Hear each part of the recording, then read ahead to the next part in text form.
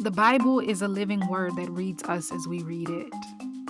It's a person, a voice that proves that time is not linear, as one sentence can confirm the past, guide the present, and declare the future.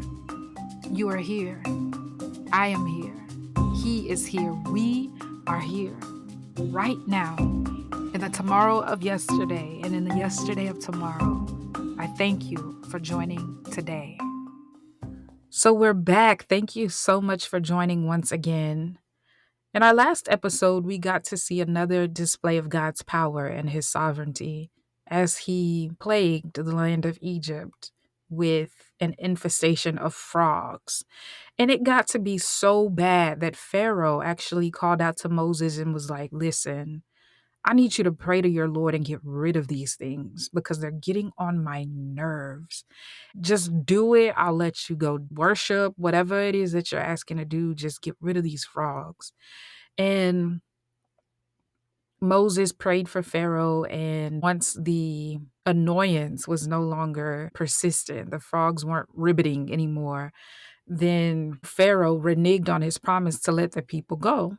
So, here in this episode, the Lord told Moses to have Aaron raise his staff and strike the ground. And when he did, all the dust in the land of Egypt turned into gnats and covered the Egyptians and their animals. Now, I don't know if you've ever been for a walk in the park or even just going from your doorway to your car, and there's like this swarm of gnats right in the walkway, and you have to swat them away because they're just there. So that's a very, very small slice of what the Egyptians experienced because these gnats were everywhere. They covered the people, they covered the animals. And what's interesting is that Pharaoh's magicians, as we've seen in previous plagues or previous miracles, right? We see that Pharaoh's magicians tried to do the same thing, but this time they couldn't. And it got their attention in such a way they went to Pharaoh and they were like, yo, this right here, this is the finger of God.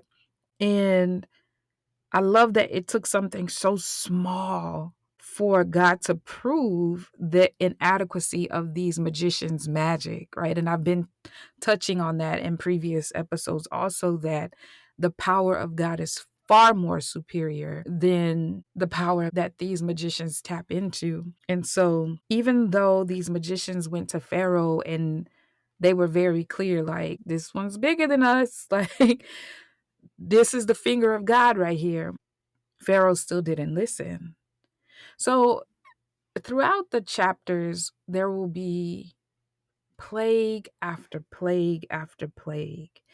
And the Lord just one by one, he starts picking apart these different Egyptian gods and goddesses as he's revealing himself and his sovereignty to Moses, to Aaron, to Pharaoh, to the Egyptians, the officials, and also to the Israelites. So the cycle repeats.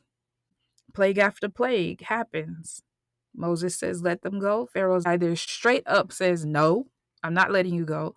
Or he tries to set these parameters around the conditions in which he will let them go. Or he'll say, okay, you can go. And then he reneges on the promise. So the Lord keeps flexing through these plagues. After the gnats, there were flies. These flies infested the Egyptian territory. And God made a distinction between the Egyptians and the Israelite people. Because even though flies were infesting the Egyptians' homes and their land, the flies didn't touch Goshen, where the Israelite people were. And next thing is the livestock. Same thing. Yo, let my people go, or this is what's going to happen. And Pharaoh, his heart was hardened. He wouldn't let them go. So all the horses, the donkeys, the camels, cattle, sheep, goats, all of the livestock of these Egyptians died. Next, there were these festering boils, this disease of the flesh that broke out on the people and the animals. And same thing, Pharaoh was like, nah, I'm not letting you go. His heart was hardened. And the people are suffering because he is fixated on not letting the Israelites go.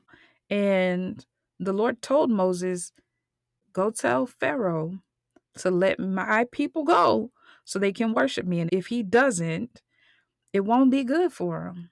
So Moses went, he told Pharaoh, listen, you need to let the Lord's people go. If you don't, it's not going to be good for you because God is going to continue to send these plagues. You're going to know that there is no one like him. Don't you realize that God could have taken you out a long time ago? But God has spared you so that he can show you his power and to spread his fame throughout all of the earth. Because you better know that people are going to know what's happening over here in Egypt, which was a very, very powerful kingdom at the time. And because Pharaoh refused once again to let the people go, there was this plague of hail. And prior to the hail falling, Moses gave Pharaoh this warning: you need to let your people know that they need to stay out of the fields. You need to go get any animals that you have left. You need to get them into some shelter because this hail is coming. And if they are out in the field, they're going to get hit upside the head and they're going to die. And sure enough, the hail came and the land took a beating. Some of the people took a beating because they didn't take the warning seriously. So they actually suffered from a concussion after getting knocked upside the head with hail, and their lives were ended because they didn't listen or they didn't believe, or for whatever reason.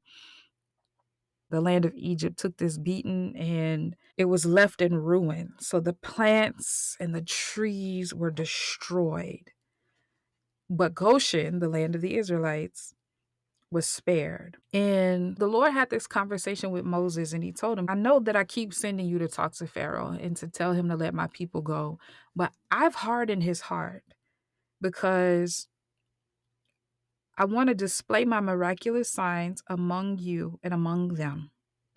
I also want you to have this story to tell your children about how I made a mockery of the Egyptians, how I really flexed on them. And I also have hardened his heart to give you and the people of Israel and the Egyptians this opportunity to know that I am the Lord. So after the plague of the hail, there was no leaf left behind. Like, again, the trees, the plants, the fruit, all of it. It just took this massive beating. Pharaoh's officials went to Pharaoh and they were like, listen, boss man, no disrespect to you. We see what you're doing. But look at Egypt right now. It's a whole hot mess. Why don't you just let these people go? So Pharaoh called for Moses and he was like, all right, Moses, you and your people, y'all can go worship God. Let me know though, who all do you plan to take with you? And Moses told him, it's going to be all of us. We taking the young, the old, the men, the women, the sons, daughters, everything. And Pharaoh said, man, you must be crazy if you think I'm about to let all of you go. I'll let the men go worship, but everybody else needs to stay put. And Moses was straight up like, nah, I'm not having it. So then there was this release of these locusts. And y'all know the really loud, screechy things that land on places and then they dry up and it's just their exoskeleton. There was a infestation of locusts all over the land. They covered the land, and any leaf, plant, or anything, any piece of food that they could find, they devoured. And they were all over the place and they were so annoying. But once again, Pharaoh's heart was hardened and he refused to let the people go. So there was one more opportunity where Moses went to Pharaoh and he's like, I've been trying to tell you, you need to let my people go. And Pharaoh's like, no, I'm good. I'm not going to have it. So there was this plague of darkness where there was no sunshine. Like the land of Egypt was so dark. They couldn't see one another. Like they could put their hand in front of their face and not be able to see or detect that it was there because it was so dark. And that happened for 3 days. They were stuck. It says that they didn't even move. So Pharaoh again called for Moses. He's like, cool, you can go worship God. You can even take your children. Leave your livestock though. And Moses said, no can do. I need it all. Pharaoh was livid. He's like, get out. And the day you see my face again will be the day that you die. And Moses said, bet, I'm out. And he left and went on about his business. And we'll stop there for now because God still has one more plague left in the chamber. But we'll talk about that in the next episode if God blesses me with the opportunity to record another one. Please go back, read these plagues in the book of Exodus so that you can get all of the details yourself, because I just summarized them here. But there's something to be said about this way that God is going about picking apart these gods and goddesses. He's picking apart their belief system, and not only to mock and insult the Egyptians, but also to make the Israelites aware, because they've been living around these gods and goddesses for a while now. So they understand the practices of the Egyptians.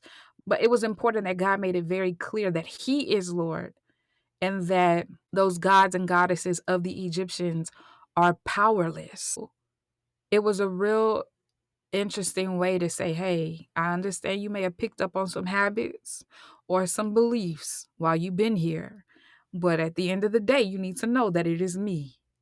I am powerful. I am sovereign. I am king. I am Lord. I am God. I have a promise for you, and I'm going to get you to that promise. And so go back, read it, get those details out of the story. Also, if you have not yet purchased your copy of Moses, the Misfit, the Thug, the Called, I encourage you to do that today at imaginebiblestories.com. Also, please leave me some feedback. I want to hear from you. Drop a comment or a like, subscribe so you'll know when more episodes are being released. And I thank you again for your time. Until we meet again, bye for now.